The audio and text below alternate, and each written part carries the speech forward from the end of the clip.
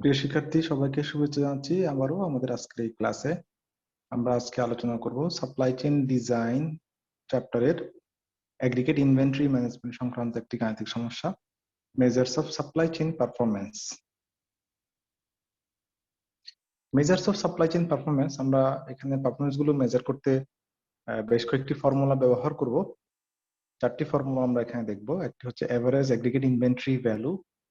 Average aggregate inventory value হচ্ছে যতগুলো inventory থাকবে সবগুলো ইনভেন্টরির ইন্ডিভিজুয়াল ভ্যালুকে ইন্ডিভিজুয়াল ইনভেন্টরি দিয়ে গুণ করার পর প্রত্যেকটা আইটেম ভ্যালু যখন আমরা যোগ করার পর যে অ্যামাউন্টটা পাওয়া যাবে এটাকে বলা হচ্ছে average aggregate inventory value.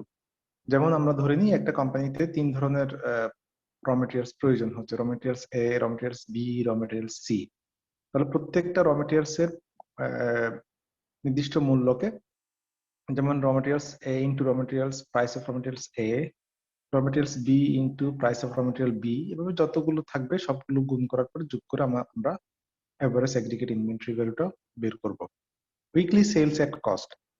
Weekly sales at cost, এক সপ্তাহে কত টাকার পণ্য বিক্রি হচ্ছে। Annual sales at cost divide by weeks per year. একটা কোম্পানি তারা পুরো বছরে কত টাকার পণ্য বিক্রি করছে এবং কত সপ্তাহ তারা তাদের কার্যক্রম পরিচালনা করছে, আমরা যদি ভাগ করি তাহলে উইকলি সেলস এট কস্ট আমরা পেয়ে যাব। উইকস অফ সাপ্লাই, কত সপ্তাহের পণ্য তাদেরকে একসাথে অর্ডার করতে হবে র মেটেরিয়ালস হিসেবে। Average aggregate inventory value, total তাদের কত ইনভেন্টরি লাগবে পুরো বছরে। উইকলি সেলস এট কস্ট, এক সপ্তাহে তাদের কি পরিমাণ বিক্রি হয়। আমরা যদি অ্যাগ্রিগেট ইনভেন্টরি ভ্যালুকে ভাগ করি উইকলি সেলস এট কস্ট দিয়ে, তাহলে আমরা উইকস অফ সাপ্লাই পাবো। তাহলে এক সপ্তাহের পণ্য বিক্রি করার জন্য তাদেরকে কি পরিমাণ র মেটেরিয়ালস অর্ডার করতে হবে। ইনভেন্টরি টার্নওভার, মানে কতবার তাদেরকে ইনভেন্টরি অর্ডার করতে হবে পুরো বছরে।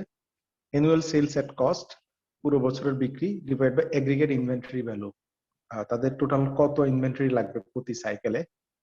আমরা যদি অ্যানুয়াল সেলস এট কস্টকে যদি অ্যাগ্রিগেট ইনভেন্টরি ভ্যালু দিয়ে ভাগ করি তাহলে আমরা ইনভেন্টরি টার্নওভার পেয়ে যাব। এখন আমরা দেখব একটি গাণিতিক সমস্যা। Example, an organization uses an average of 4 million inventory last year. একটি প্রতিষ্ঠান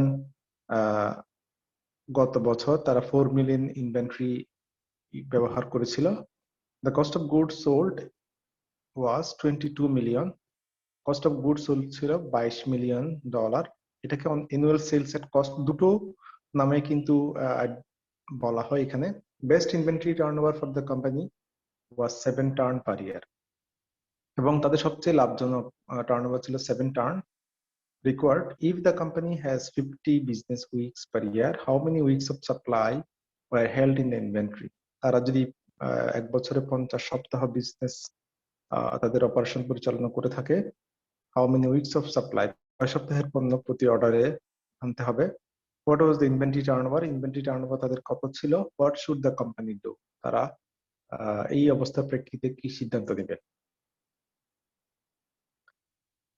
আমরা দেখতে পাচ্ছি the average aggregate inventory value 4 million ছিল এবং তাদের টার্নওভার হচ্ছে 6, এটা আমরা বের করেছি। এখন আমরা দেখব কিভাবে। উইকলি সেলস এট কস্ট, আমরা যেটা ফর্মুলা দেখেছিলাম, annual sales at cost divide by weeks per year. এই কোম্পানির ক্ষেত্রে অ্যানুয়াল সেলস ছিল 22 মিলিয়ন এবং তারা 50 সপ্তাহ ব্যবসা পরিচালনা করে, তাহলে উইকলি সেলস এট কস্ট হচ্ছে 22 million divide by 50। Weeks of supply, average aggregate inventory value divide by weekly sales at cost. আমরা দেখেছি এভারেজ অ্যাগ্রিগেট ইনভেন্টরি ভ্যালু হচ্ছে 4 মিলিয়ন, যেটা প্রশ্নে দেওয়া ছিল, এবং উইকলি সেলস এট কস্ট আমরা যেটা এখান থেকে বের করেছি 22/50। আমরা 22/50 এখানে যদি পুট করি তাহলে আমাদের এখানে আলটিমেটলি রেজাল্ট আসবে 9.1 উইকস। তাহলে এই কোম্পানিকে প্রতি অর্ডারে 9.1 উইকস এর পণ্য অর্ডার করতে হবে। ইনভেন্টরি টার্নওভার, তাহলে কয়বার তাদেরকে টার্নওভারের জন্য অর্ডার করতে হবে। অ্যানুয়াল সেলস এট কস্ট, আমরা অ্যানুয়াল সেলস এট কস্ট দেখেছি 22 million divide by aggregate inventory value. Aggregate inventory value আমরা দেখেছি 4 মিলিয়ন। এক্ষেত্রে আমাদের যে রেজাল্ট হচ্ছে 5.5 টার্নওভার পার ইয়ার, এটা আলটিমেটলি হবে 6। কারণ একটা কোম্পানি কিন্তু তাদের যে ফ্র্যাকশনাল টার্নওভার এটা কিন্তু করতে পারবে না, তাদেরকে টার্নওভারটা পূর্ণ করতে হবে। টার্নওভার পূর্ণ করতে গেলে তাদেরকে ফ্র্যাকশনের পরে ডিজিটটাকে আমরা চয়েস করতে হবে। টার্নওভার হচ্ছে 6 টার্নওভার পার ইয়ার। তাহলে কোম্পানির ডিসিশনের উপর কি প্রভাব পড়বে? The analysis indicate that management must improve the inventory turnover. Inventory turnover টা improve করতে হবে। কেন? আমাদের প্রশ্নে বেস্ট টার্নওভার দেওয়া ছিল 7 টার্নওভার, কিন্তু তাদের বর্তমানে রিকোয়ার্ড টার্নওভার হচ্ছে 6। তাহলে কতটুকু তাদেরকে ইমপ্রুভ করতে হবে? Best turnover minus current turnover divide by current turnover into 100%। তাহলে 7 minus 6 divide by 6 equal to 16.67% তাদেরকে টার্নওভারে ইমপ্রুভ করতে হবে, বাড়াতে হবে। তাহলে record inventory turnover for 7 turn, যদি 7 টার্নওভার হবে, বেস্ট টার্নওভার তারা যদি ফলো করে, তাহলে তাদের কি পরিমাণ ইনভেন্টরি প্রয়োজন হবে? ইনভেন্টরি প্রয়োজন হবে cost of goods sold divide by required turnover 22 divide by 7 equal to 3.14 million. মানে প্রতি অর্ডারে তাদেরকে 3.14 মিলিয়নের পণ্য অর্ডার করতে হবে। কারেন্ট ইনভেন্টরি ফর 6 টার্ন, তাদের যেহেতু বর্তমানে 6 টার্নওভার আছে, 6 টার্নওভারের জন্য কি পরিমাণ পণ্য তাদেরকে অর্ডার করতে হচ্ছে? 3.67 মিলিয়ন। আমরা দেখতে পাচ্ছি তাহলে যদি 7 টার্নওভার বেস্ট টার্নওভার ফলো করতে হয়, তাদেরকে ইনভেন্টরি কমাতে হবে।